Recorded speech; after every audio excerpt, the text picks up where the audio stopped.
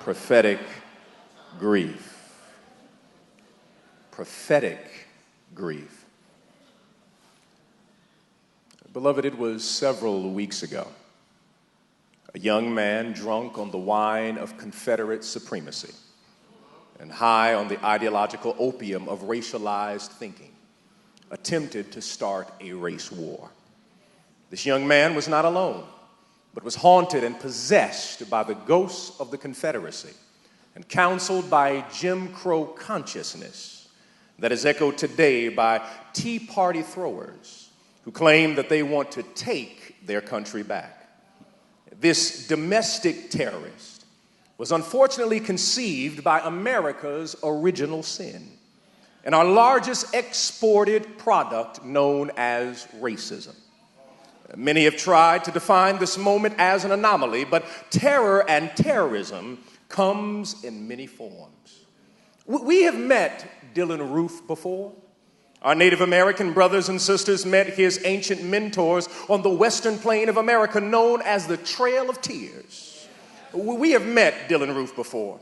Our ancestors encountered his teachers as they argued across oak tables in Philadelphia, attempting to define Africans as 3/5 of a person to protect their economic interests in a new republic.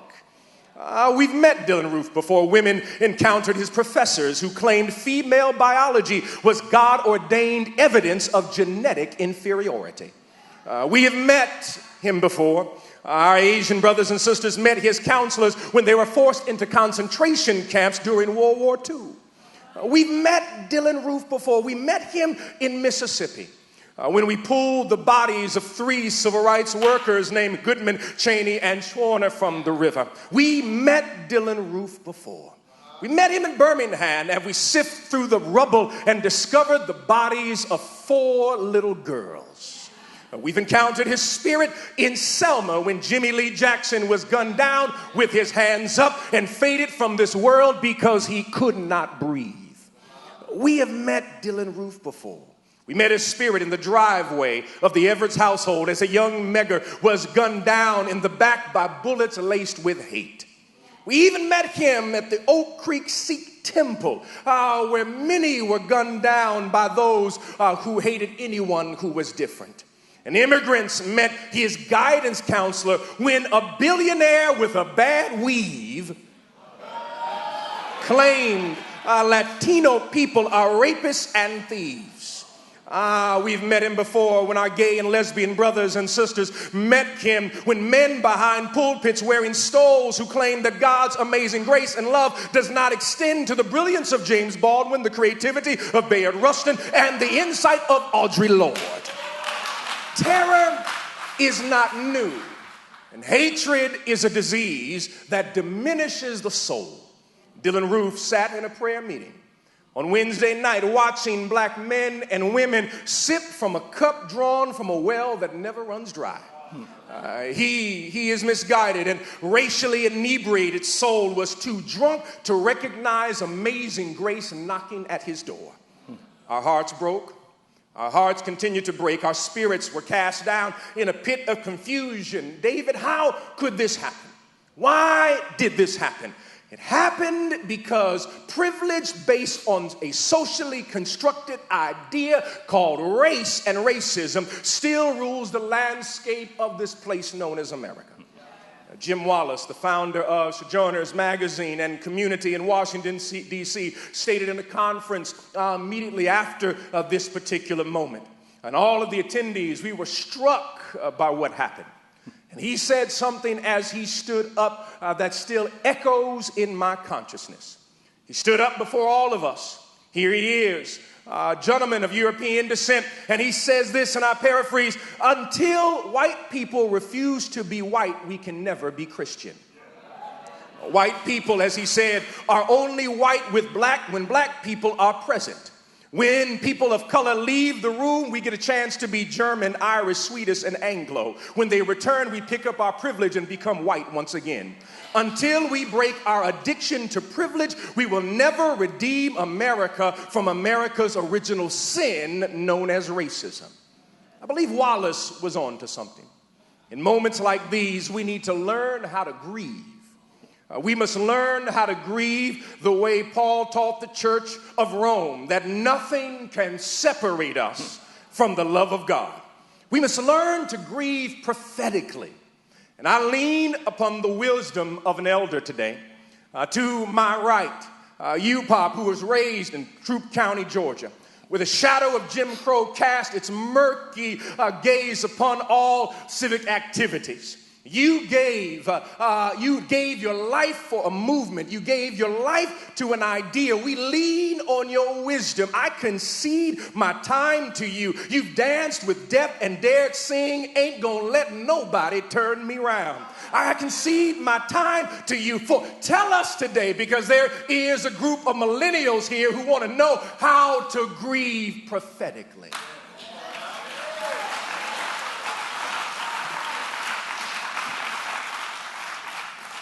Thank you for your kind words and your profound insights.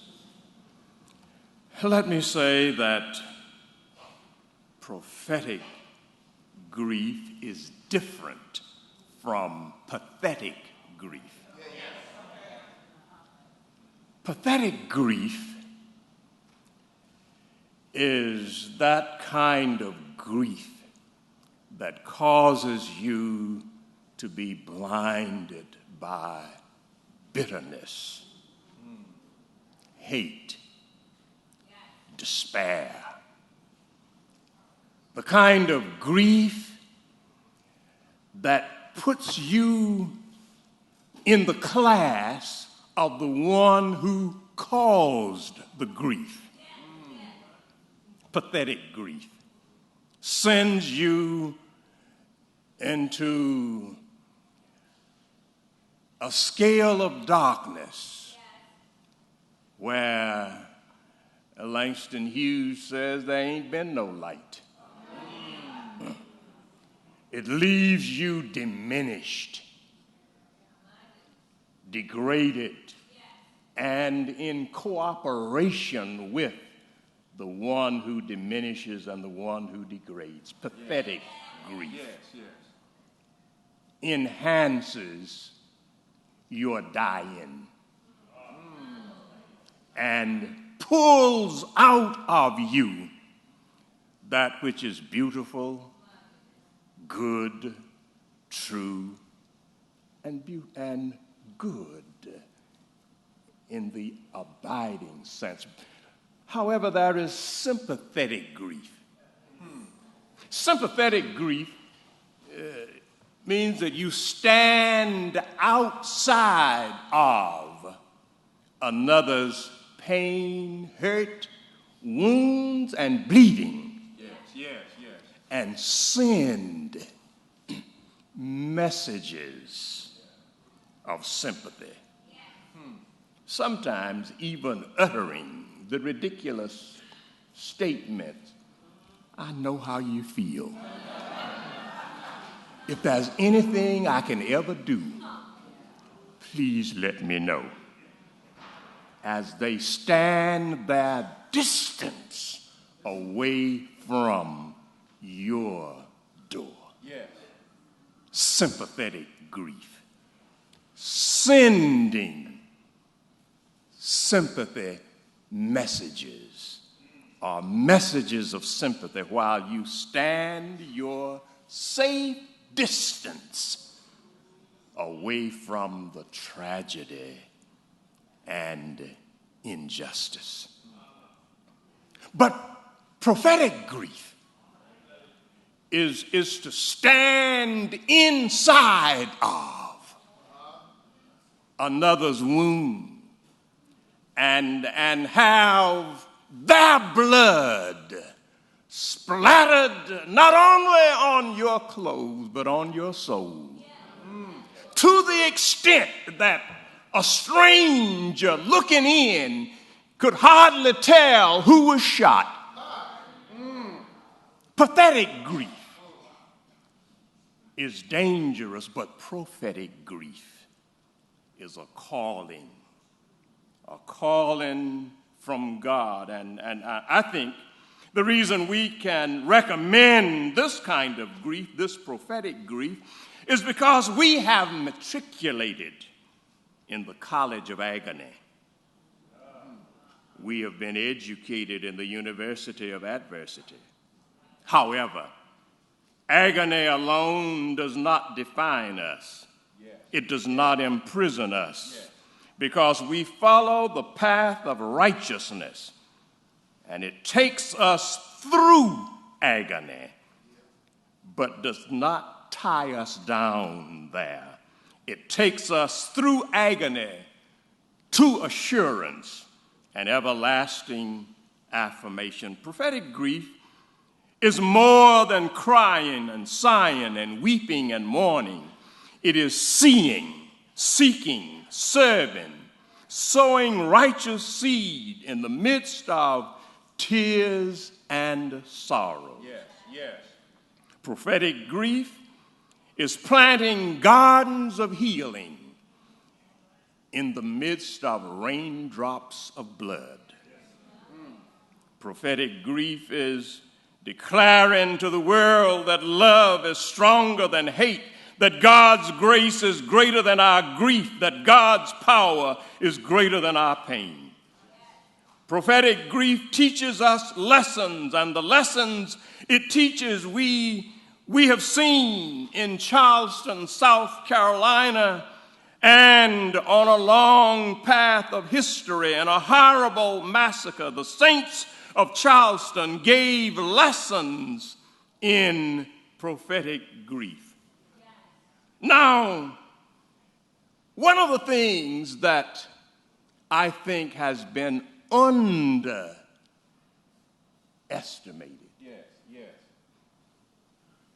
we have identified the who of the Charleston massacre. We have named the alleged mass murderer. We know his name. He has a bond over his head. News commentators have searched out his classmates, family surrounding. He is confined and somewhat, though not adequately, defined. However, there is something more than the who, and we have to deal with the what. And it's easier to deal with the who and singularize, if you will, the vastness of the crime and make one person responsible and thereby excuse ourselves. We like to deal with the who, but we're not ready to deal with the what. Dylan Roof was not born a murderer. I do not believe. Because God is the creator. God does not create murderers. That does not come, let me say, and some will disagree, that does not come by nature. It comes through nurturing. Somebody here is perhaps old enough to remember that marvelous play and production, South Pacific, where the words came forth, you've got to be taught before it's too late to hate all the people your relatives hate. Before you are 6 or 7 or 8, you've got to be taught how to hate. It is a nurturing process. But who is in charge of the nursery? We've got to deal with the what. And Dr. Otis, I think we have to lift up the fact that we live in a culture that has made guns our God. We have to deal with the what. Why is it easier to get guns and drugs than it is to find a good counselor, a scholarship, a job? It was Langston Hughes who said some years ago that it's easier to get dope than it is to get a job. We have to deal with the what. We know the who. But why is it that we live in a nation that's more committed to gun rights and states' rights than we are to civil rights and human rights?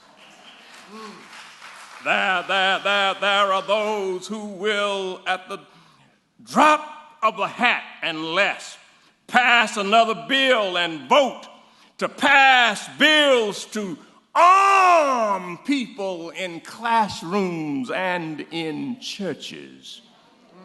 But they are slow and resistant to child care, affordable health care.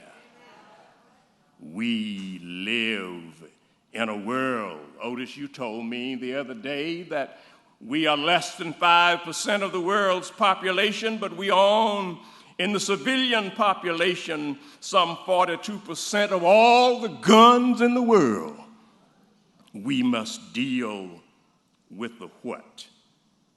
And let me hurry on to say, I believe the 21-year-old alleged killer was born not out of a creative process controlled by God, but born into a destructive process and culture created by human beings.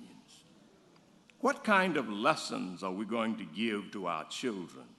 What are we feeding them? What is the diet we are giving them? What is it that makes guns objects of worship where people will kill you about a gun? What is it?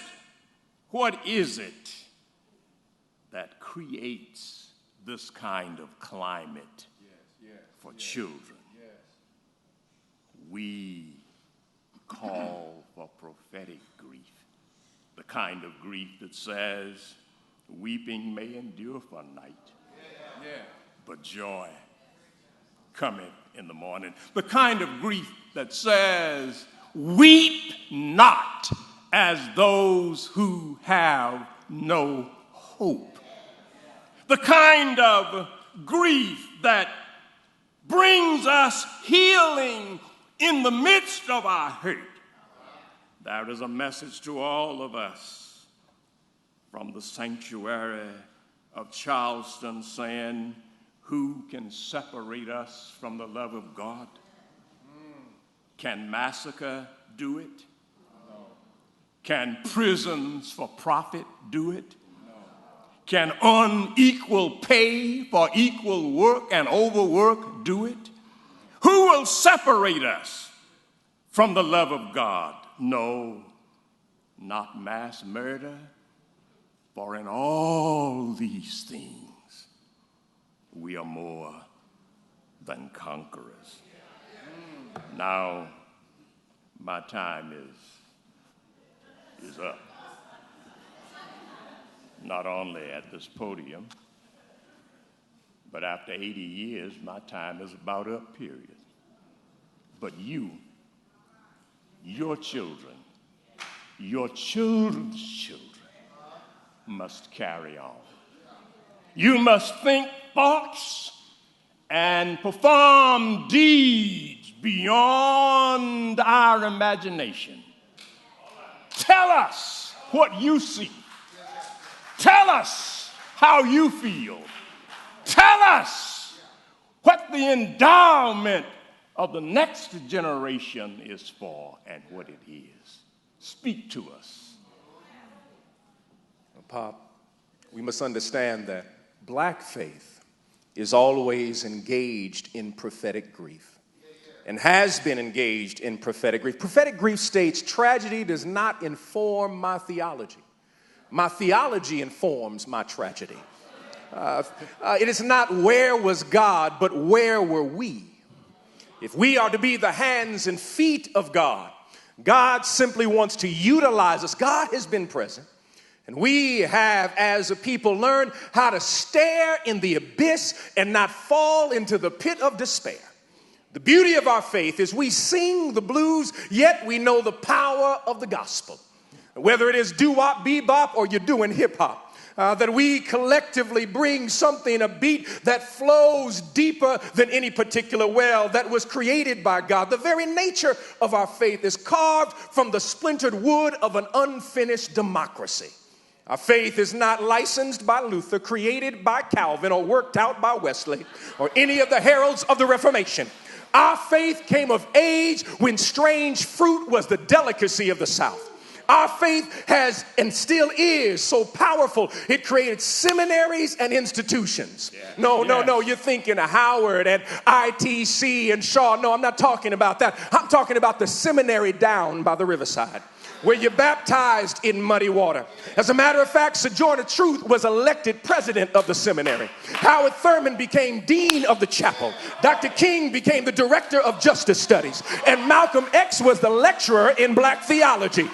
We have a faith not birthed in the small hamlets of Europe, but the souls of displaced Africans who forged a home in a strange land called North America. Those looking on the outside are confounded by the resolve of families in Charleston who dined in sorrow's kitchen and were forced to lick all the pots clean. Chris Matthews, I heard, that celebrated pundit, commentator on MSNBC, was astonished and confounded and could not understand how these people reacted to tragedy.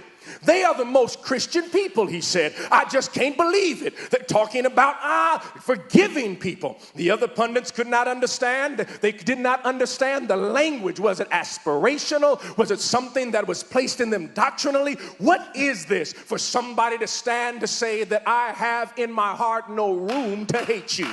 My response is, Chris Matthews, you've never been to a black church. My response is that black faith has a certain power. Some think it's just shouting and singing, but the church I speak of, Methodists cannot understand, Presbyterians cannot comprehend, full gospel cannot fathom, Baptists cannot grasp, disciples cannot decipher, and UCC cannot unravel, and Catholics can't figure it out. This is not a faith where your Jesus is an appendage or a scarf to wrap around your neck. The Holy Ghost is not a bellhop to hook you up, or God is simply an ATM to give you your blessings. This is a faith that is being tied to the sacred, where you give your life to the divine. This is a faith where miracles are not anomalies. Redemption is not a fairy tale. Deliverance is more than a descriptive adjective, but an active verb permeating the soul of every believer. This is a faith where Tubman learned her freedom, Douglas discovered abolition, Du Bois discovered intellect, Zora found her literary power, and Langston crafted poets, and Ida B. Wells discovered her journalistic integrity. This is the faith where dreams are ignited, visions are made flesh, declarations become edicts of hope, and love breathes life into lifeless bodies. The faith of the families in Charleston is the real story. Stop writing about Dylan Roof. If you really want to understand the power of faith, you need to write about 9 prayer warriors. You need to write about those who said, this little light of mine, I'm going to let it shine. But do not operate in some simple, isolated phrase. Emmanuel AME has experienced domestic terror from the time it was born. This is the church where Denmark Vesey was the founding member who organized the largest slave revolt in the United States. This is the church where 2 ministers were exiled from South Carolina because they tried to teach black people to read. This is the church that was burned. This is the church that was bombed. This is the church that had to meet in secret. This is is a church where Reverend Pinckney had to fight against those who were still haunted by the ghost of the Confederacy. So what happened at Emmanuel AME? They have experienced domestic terror from the time that they were born. And I'm here to let you know, when you've been in the fight long enough, you know how to get up after you've been knocked down. And I don't know if there's anyone up in here. You know we've been fighting, and you know how to get back up. Yes. We have to teach a new generation how to fight, to learn Paul's words, to learn that for I am convinced that neither death nor life, nor angels, nor principality, nor things present, nor things to come, nor powers, nor height, nor depth, anything created, nothing can separate us from the love of God. We must learn prophetic grief. Prophetic grief is a daughter saying, I do not have hate in my heart. Prophetic grief is a young man after he lost his mother, putting his arms around his sister and saying, we're going to be all right. You don't understand that faith. Well, when you have had generation after generation pour into you to let you know that there's a power in you that nobody can take away. And I say to everybody who is a part of y'all, there is a power in you. There is a power in you. Do not give up the power that God has placed in you. You shall do greater things. You shall imagine great dreams. Is there anybody here? Do you know there is a power in you? Yeah. Prophetic grief says nothing, nothing, nothing, nothing, nothing, nothing, nothing, nothing can separate us from the love of God.